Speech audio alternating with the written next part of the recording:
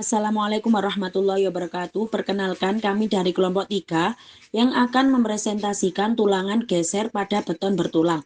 Baik, langsung saja saya Nurida Finari dengan NIM 2022 akhir NIM 305.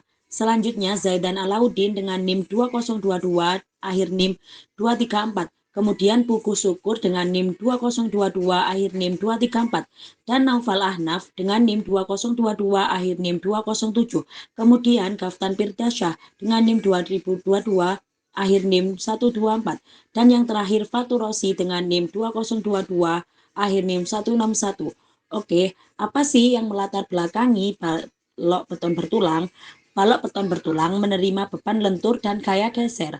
Gaya geser dapat menyebabkan retak diagonal dan keruntuhan geser. Oleh karena itu, diperlukan tulangan geser untuk meningkatkan keamanan struktur. Pengertian gaya geser. Gaya geser adalah gaya melintang yang bekerja pada balok akibat pembebanan, menyebabkan tegangan geser pada penampang balok. Dampaknya retak miring, kerusakan struktur, shear failure. Fungsi tulangan geser. Fungsinya adalah menahan gaya geser, mengontrol retak diagonal, menambah kapasitas balok, meningkatkan daktilitas struktur. Jenis yang umum digunakan adalah sengkang tertutup atau disebut closed stirrup 135 derajat. Perilaku balok tanpa tulangan geser, yaitu ada dua jenis. Yang pertama, tanpa tulangan geser, balok mudah mengalami retak diagonal. Retak perkembangan menjadi keruntuhan geser. Kedua, jenis retak, web shear crack dan flexure shear crack. Mekanisme tahanan geser. Kapasitas geser balok berasal dari beton daerah tekan, agregat interlock, dowel action, arc dan arc action. Tujuan membantu balok menahan gaya geser sebelum terjadi keruntuhan. Selanjutnya ada pola keruntuhan geser berdasarkan rasio A per D.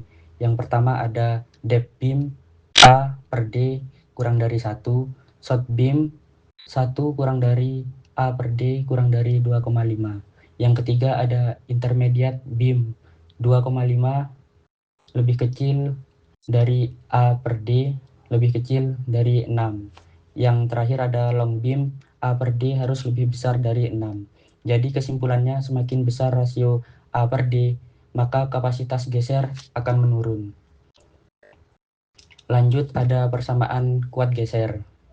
Rumus kuat geser nominal yaitu Vn sama dengan Vc plus Vs. Syarat untuk desain aman yaitu P Vn harus lebih besar dari Vu. Dan syarat kedua, P harus sama dengan 0,75.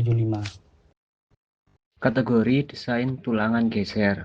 Terdapat 5 kategori desain, 1 tanpa tulangan geser, 2 tulangan minimum, 3 tulangan minimum penuh, 4 tulangan geser khusus, 5 tulangan geser besar. Tujuan menentukan kebutuhan dan jarak sengkang.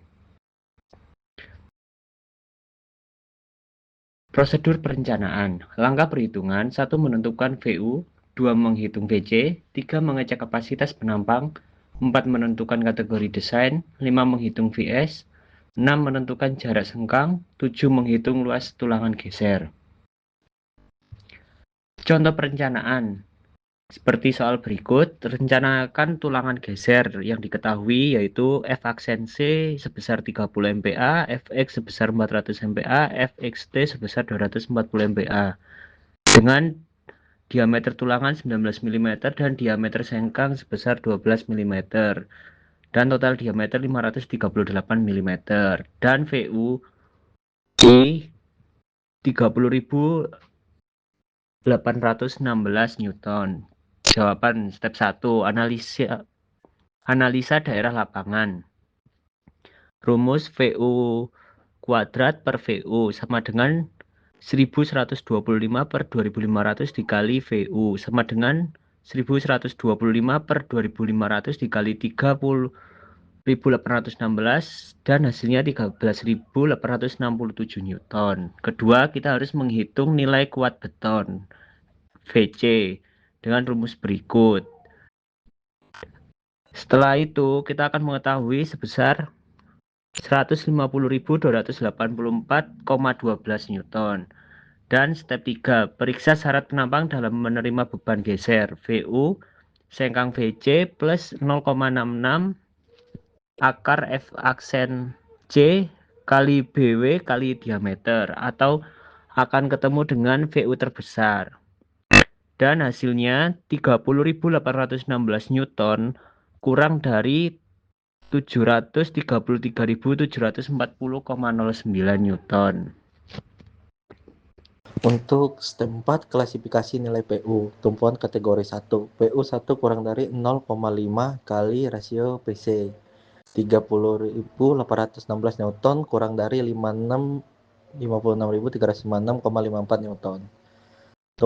Lapangan kategori 1. PU 2 kurang dari 0,5 kali rasio PC. Hasilnya 13.867 Newton kurang dari 56.396,54 Newton. Lanjut step 5, hitung PS. Desain tulangan tidak perlu direncanakan karena masuk kategori 1, tetapi kita tetap merencanakan dengan AV min. PS min sama dengan 0,062 akar FC kali BW kali D kurang dari 0,35 kali BW kali D. Hasilnya 54809,5008 Newton kurang dari 56490. Diambil terkecil. PS min lapangan 0,062 akar FC kali BW kali D lebih dari 0,35 kali BW kali D. Hasilnya 54809,5008 Newton kurang dari 56490. Diambil terkecil. Lanjut ke step 6, jarak tulangan geser. S tumpuan kurang dari D per 2 kurang dari 600 mm. S tumpuan 538 bagi 2 sama dengan 269 kurang dari 600 mm. Dipakai S sama dengan 100 mm. S lapangan kurang dari D per 2 kurang dari 600 mm. S lapangan 538 bagi 2 sama dengan 269 kurang dari 600 mm. Dipakai S sama dengan 150 mm. Step 7, hitung nilai AP. AP min tumpuan sama dengan 0,062 akar FC kali BW kali S dibagi FYT lebih dari 0,35 BW kali S per FYT. Hasilnya 42,45 kurang dari 43,75. Untuk AP min lapangan 0,062 akar FC kali BW kali S lapangan dibagi FYT lebih dari 0,35 BW kali BW kali S lapangan bagi FYT. Hasilnya 63,67 kurang dari 65,62. Baik, untuk step 8 yaitu mencari nilai AV aktual.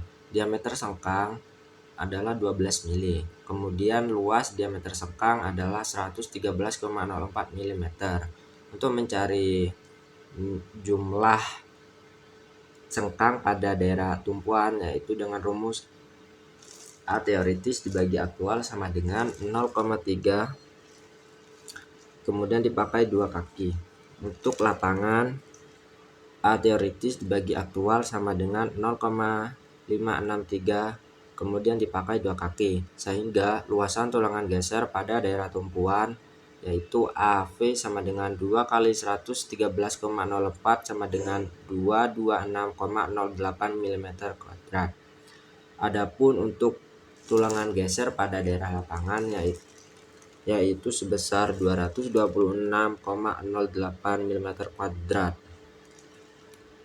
Untuk step 9, menghitung kembali nilai VS. VS pada tumpuan sebesar 291.914,496 Newton. Untuk lapangan VS-nya yaitu adalah 194.609,664 Newton.